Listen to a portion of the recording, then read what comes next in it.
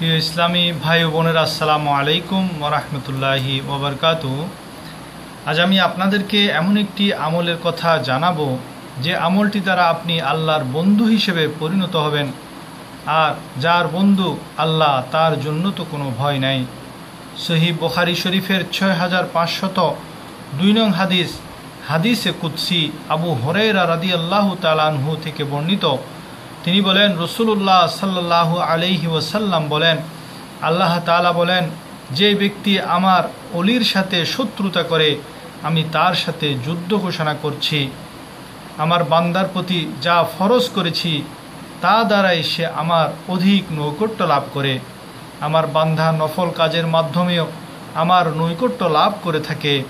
অবশেষে আমি তাকে ভালোবেসে ফেলি।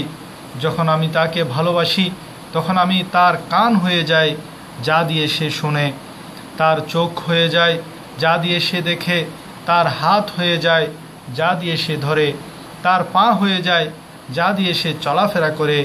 সে আমার কাছে কিছু চাইলে আমি তাকে তা দেই। সে যদি আমার নিকট আশ্রয় কামনা করে তাহলে আমি তাকে আশ্রয় দেই। আমি যা করার ইচ্ছা করি সে ব্যাপারে কোনো দ্বিধা দ্বন্দ্বে ভুগি না।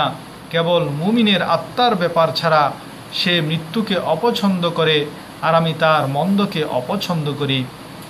আর আল্লাহর বন্ধু যারা, আল্লাহর ওলি যারা, কারা, এ ব্যাপারে সূরা ইউনূসের ৬২ ও ৬৩ নম্বর আয়াতে আল্লাহ তাআলা ঘোষণা করেন, আলা ইন্না আউলিয়া আল্লাহি লা খাউফুন আলাইহিম ওয়ালা হুম ইয়াহজানুন। অর্থাৎ মনে রেখো, যারা আল্লাহর বন্ধু তাদের না কোনো ভয়ভীতি আছে, না তারা চিন্তান্বিত হবেন। সূরা ইউনূসের ৬২ নম্বর আয়াত। এরপরে বলা হচ্ছে, আল্লাযীনা আমানু ওয়া কানু ইয়াত্তাকুন, যারা ঈমান এনেছে এবং ভয় করতে রয়েছে।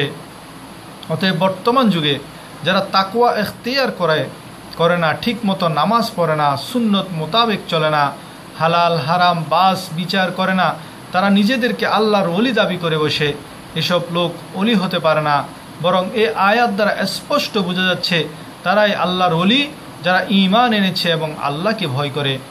প্রিয় ভাই ও বন্ধুরা, হাদিসে কুদসিতে আল্লাহ ঘোষণা দিচ্ছেন যে আমার বন্ধুর সাথে শত্রুতামি করবে, আমার ওলিদেরকে কষ্ট দিবে, আমি তাদের বিরুদ্ধে যুদ্ধ ঘোষণা করি। আর আল্লাহ তাআলা যার বিরুদ্ধে যুদ্ধ ঘোষণা করেন সে সকল দিক থেকে মুসিবতে গ্রেফতার হবে। তাই খুবই সাবধান, সতর্ক।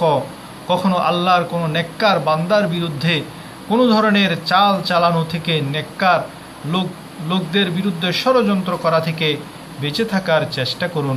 অতএব হাদিসে কুদসিতে আমরা দেখতে পাই আল্লাহ তাআলা বলছেন, আমার সবচেয়ে বেশি নৈকট্য হাসিল করে যা আমি তার উপর ফরজ করেছি সে ফরজসমূহ আদায়ের মাধ্যমে। আর ফরজের পর হলো নফল, নফলের দ্বারা বান্দা আল্লাহর নৈকট্য হাসিল করতে পারে। আর আল্লাহ বলেন, আমি সে বান্দাকে মহব্বত করে ফেলি, ভালোবেসে ফেলি। সুবহানাল্লাহ। ইবনে মাজার হাদিস, হযরত সাঈদ ইবনে জুবাইর রাদিয়াল্লাহু তাআলা আনহু থেকে বর্ণিত। এক ব্যক্তি মহানবী সাল্লাল্লাহু আলাইহি ওয়াসাল্লামকে জিজ্ঞেস করলেন যে, হে আল্লাহর রাসূল, আল্লাহর ওলি কারা? মহানবী সাল্লাল্লাহু আলাইহি ওয়াসাল্লাম বলেছেন, যাদের দেখলে আল্লাহর কথা মনে হয়। মোট কথা হলো, কোরআনের আয়াত দ্বারা জানা যায় আল্লাহর ওলি হলো যারা ঈমানদার হয় এবং আল্লাহকে ভয় করে। আর হাদিসে কুদসি দ্বারা জানা গেল আল্লাহর ওলি বা বন্ধু তারাই হয় যারা ফরজসমূহ যথাযথ আদায় করে এবং সাথে সাথে নফল সমূহের ব্যাপারে যত্নবান হয়। তখন আল্লাহ সে বান্দাকে ভালোবাসতে থাকেন। সে বান্দা আল্লাহর দোস্ত, বন্ধু বা ওলি হিসেবে পরিগণিত হয়। আর এইসব নেককার লোকদের কেহ যদি কষ্ট দেয় আল্লাহ তাদের বিরুদ্ধে যুদ্ধ ঘোষণা করেন। আল্লাহ তাআলা আমাদেরকে নেককার লোকদেরকে কষ্ট দেয়া থেকে বেঁচে থাকার তৌফিক দান করুন। আল্লাহর প্রকৃত নেককার মুমিন বান্দাদেরকে ভালোবাসার, মহব্বত করার তৌফিক দান করুন।